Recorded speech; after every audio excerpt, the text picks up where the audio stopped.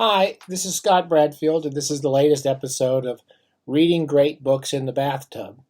And I thought what we would do this week is we would try to award, if I was to choose the greatest writer for reading in the bathtub, who I would choose. And that sounds like a left-handed compliment, the best writer for reading in the bathtub. But for me, if a book can be read in the bathtub, it means it gives you pleasure. It is well written. It's entertaining, and it's also intelligent. And it does things that fiction's supposed to do. It's not something you're studying. It's not something you're preparing for an exam by studying. It's not something you're doing literary critical analysis of. It's a book that absorbs you and makes that period of reading pleasurable. That's all it has. That's all it should be doing. But it should have intelligence in it too. And the greatest writer for reading in the bathtub, I'm going to have a drum roll. Da-da-da-da-da. I can't do a drum roll. But the greatest writer, in my mind, for reading in the bathtub is Brian Moore. Okay, I've got a bunch of his books here. He's long been probably my favorite of all the writers I've been reading over the years. The one I reread the most often. The one who I use when I'm teaching. I mean, I use him when I'm teaching how to write fiction because he just does everything right. And he does everything incredibly well over and over again. He's very much a novelist. He's also one interesting writer because unlike many writers who were good at writing novels, they also wrote many short stories. And Brian Moore wrote a few short stories, but he was really primarily a novelist. He didn't write big, grandiose, fat books. All of his books are about 200 or 300 pages, and they all completely extinguish the ideas they set out exploring and the characters they set out exploring.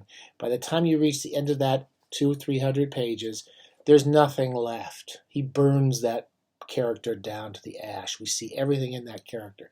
Now, that's not always negative. There's some very light, funny novels. They're often dark. I've picked this week to talk a little bit about Black Robe, which was late in Brian Moore's career. It first came out in 1985. Brian Moore started his career in the 50s with possibly his most famous book, The Lonely Passion of Judith Hearne. I use almost every one of his books somewhere in one of my classes. I use one of his books almost every year in one of my creative writing courses, just because everything is perfect. I thought I'd talk a little bit about, just generally about what I like about Moore. Now, Lonely Passion of Judith Hearne, his most famous book, is about a woman in her 40s or 50s, someone who you would be called an old maid. She lives in Belfast. She is, like many of Brian Moore's characters, devout or committed to the Catholic Church. You should really think about that. He writes about Catholics quite a bit. He was very much a renegade ex-Catholic. He didn't believe in the church. He came from a very religious family, Brian Moore, and he decided from a young age that it was a bunch of bullshit, and he walked away from it. The writer he reminds me most of is Graham Greene. They're very similar writers in some ways, and very different people. You got Green, this Englishman, middle-class character who kind of takes an existential attachment to the Catholic Church and writes about Catholics. But Moore leaves the church completely and writes about how people still have faith in the church. And this is both something that that drives them to do good things, as in Black Robe, or in one of his best thrillers, The Color of Blood. Some of his best characters are Catholic, and some of his most evil characters are Catholic. So Catholicism is not an excuse, and it's not a damnation to be Catholic, but it's the type of people who have faith in something bigger than themselves. The Lonely Passion of Judith Hearne is about this middle-aged woman, old maid, who's lived with her aunt all her life, who's an alcoholic, who goes from one bedsit to another, and who can't really get her life together. And when she needs comfort, she goes to the Catholic Church, which doesn't care about her. It cares about getting its money and taking care of itself. But she's just some annoying old woman who comes into the churches, and most of these priests don't care about her. The reason I want to talk about this is the first book I read of Brian Moore's. And I want to give you a little idea of why I find him so fascinating. I mean, I first read him when I was in my late teens or early 20s. And I was going to I remember where I bought the book. It was the Burbank Airport, and I was flying home for Christmas. And I was looking for a book in the revolving racks. And there was a paperback. I wish I had it now. A little mass market paperback, which had a quote on it by Graham Greene, a writer I liked at the time and still like. And it said something about Brian Moore is the novelist, one of the best novelists. He treats the novel like a lion tamer treats a wild beast or something. I still don't know what that means exactly, but it was a very good quote. And I looked at it and had a kind of a foggy picture of a kind of Deborah Kerr type attractive English woman. And it wasn't the sort of book I would pick up. But because of Graham Greene and because I wanted to try something different, I picked this book up. Now, it starts off with this middle-aged woman moving into a bedsit in Belfast. And it's not what you would think of as a thriller. But at the same time, I picked this up and read it on the plane and did not put it down. And I read it like I read almost every Brian Moore book I've ever read in about a day or two. Once you start one of his books, you can't put them down. He gets you right into the characters. His prose you don't notice his prose, but it's not simplistic. It's very, very fine prose. Sentence by sentence is quite lovely, really. But you don't notice it when you're reading him. He really tends to draw you in. It's very much Joycean prose.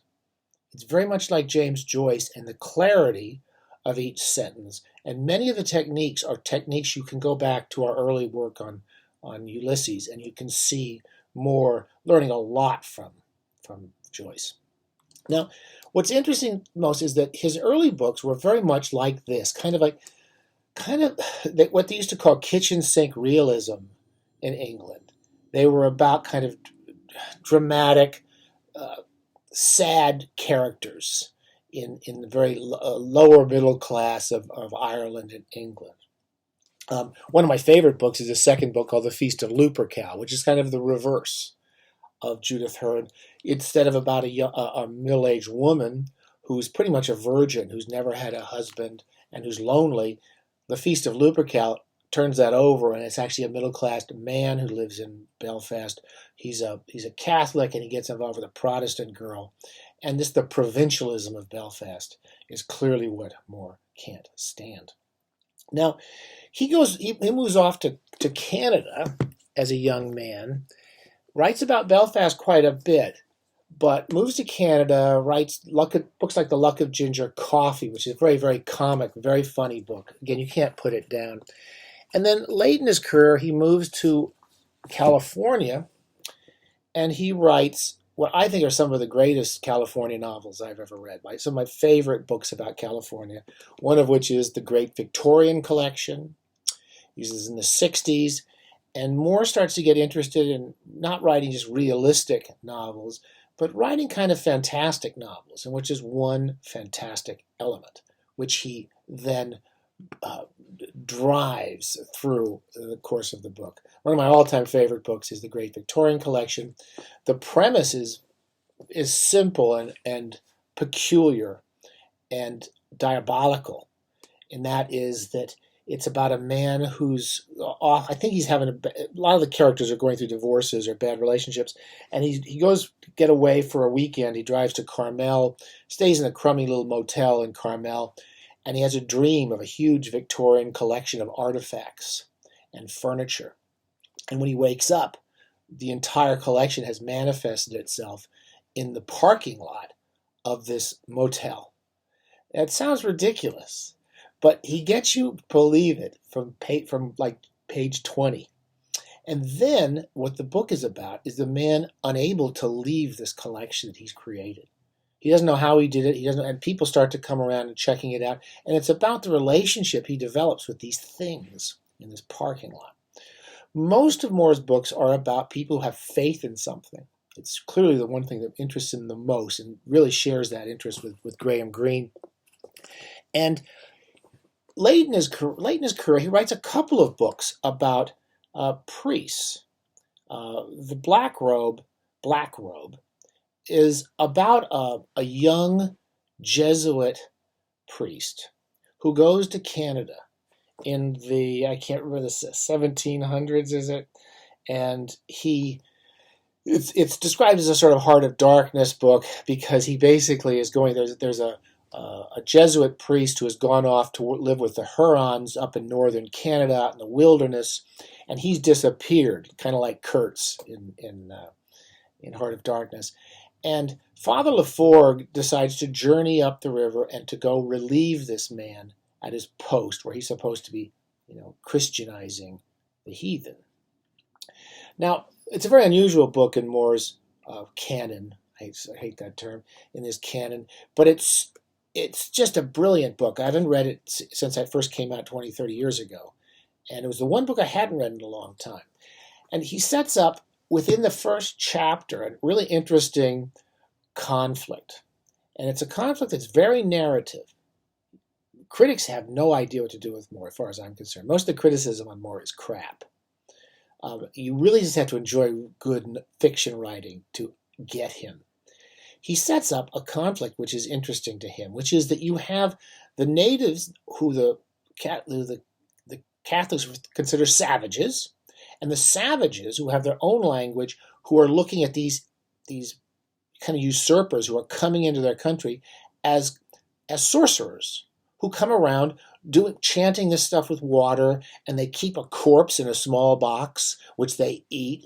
And he lets these two communities watch each other through the course of the book. And our central character is Laforgue, who is a man who, like some really interesting Moore characters, is a very devout man who wants to do good. But the challenge to him is to go into this new world where everything is turned upside down.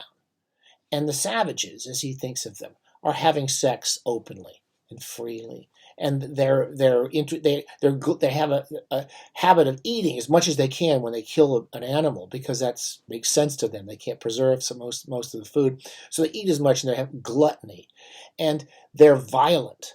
And there's so many things about them that makes Laforgue question his faith and question the point of going with these people. It's a very absorbing book. It's often very funny, because the way the natives, the Hurons, the Algonquins, talk about the Catholics are some of the hilarious scenes. Just the way they think about these nuts or these assholes. They refer to them as they're very crude language.